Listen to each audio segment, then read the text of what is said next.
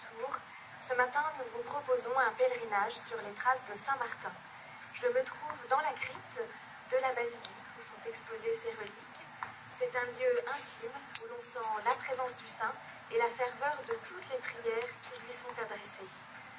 Évêque de Tours, Saint-Martin est mort en 397 et dès le 5e siècle, sa tombe a attiré de nombreux pèlerins. C'est un des plus anciens lieux de pèlerinage en France. Après la messe, un documentaire nous permettra de mieux connaître ce saint qui fut très populaire. Aujourd'hui, des personnes viennent lui demander la foi, un travail, la paix ou la guérison d'un enfant hospitalisé juste à côté. Parfois, ces pèlerins viennent de très loin. Regardez ce reportage de Laurence Chartier. Pour lui rendre hommage, ils viennent du monde entier, comme ces Hongrois qui ont revêtu l'habit de soldats romains que Saint Martin portait. Ils viennent de Szombathely, la ville où le saint devenu évêque de Tours est né il y a tout juste 1700 ans. La basilique Saint-Martin ne parle que de la vie de ce soldat qui a sauvé un pauvre mourant de froid en lui partageant son manteau. Avec le Christ, il a ressuscité les morts et guéri les lépreux. Depuis le 5e siècle, il est l'un des saints les plus vénérés au monde. Tous les jours, dans la crypte, des centaines de personnes affluent pour vénérer ses reliques, comme ces femmes venues d'Argentine. Ce qui me touche, c'est la solidarité dont il a fait preuve pour sauver la vie de ce pauvre. Je crois que tous les chrétiens devraient faire la même chose avec ceux qui sont dans le besoin.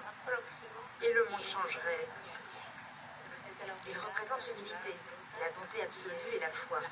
Sa grande foi l'a conduit à devenir un saint alors que c'était un simple soldat. C'est incroyable. C'est un exemple pour notre époque. Depuis des siècles, autour de son tombeau, les reconnaissances fleurissent. Mort à la fin du IVe siècle, ce soldat devenu ermite puis exorciste a introduit la vie monastique en Occident. Il n'a jamais cessé de faire des miracles, de son vivant et bien après sa disparition, un peu partout dans le monde. Depuis l'an 2000, les bénédictines du Sacré-Cœur de Montmartre sont chargées d'animer le sanctuaire et d'accompagner les pèlerins. Les pèlerins qui viennent, ils sont d'abord dans une démarche de prière, dans une démarche de confiance. Ils se tournent vers Dieu et ils le font par l'intercession de Saint Martin.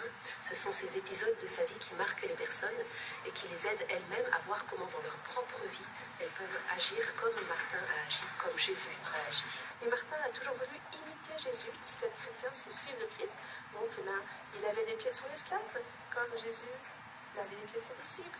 Donc vraiment, pour Martin, Jésus, c'est son modèle, celui avec qui il veut vivre, qu'il veut imiter et surtout qu'il veut transmettre. Saint-Martin, c'est l'exemple du service des autres. Moi aussi, je voudrais me donner aux autres le plus possible, comme lui. Martin, c'est l'homme qui me remet en question. Dans la rencontre avec les autres, moi, ça m'interroge sur mon propre comportement. Aujourd'hui, l'évêque de Tours est venu bénir un ex-voto, célébrant les 1700 ans de la naissance de Saint Martin. Comme lui, il était moine. Comme lui, on lui a demandé de quitter son monastère pour devenir évêque. C'est avant tout un homme de prière et de recueillement. C'est un apôtre, c'est un évangélisateur, c'est un grand témoin. C'est pas évident d'être le successeur de Martin quand on est le successeur d'un beau géant n'est pas très élégant, mais enfin de quelqu'un qui a été aussi fort. On se sent bien petit, mais en même temps, il nous montre le chemin. Beaucoup ont vécu et vivent ici à la basilique de Tours une expérience forte, parfois décisive. 17 siècles après sa mort, Saint Martin n'a pas fini de faire du bien. Saint Martin.